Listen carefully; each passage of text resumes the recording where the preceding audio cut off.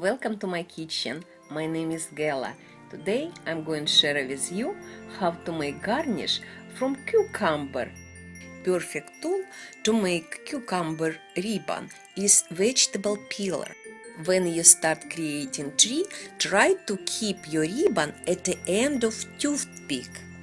I make my star with cookie cutter, but you can easily create it with paring knife. For more details about this technique and other garnish ideas, welcome to visit my website galainthekitchen.com.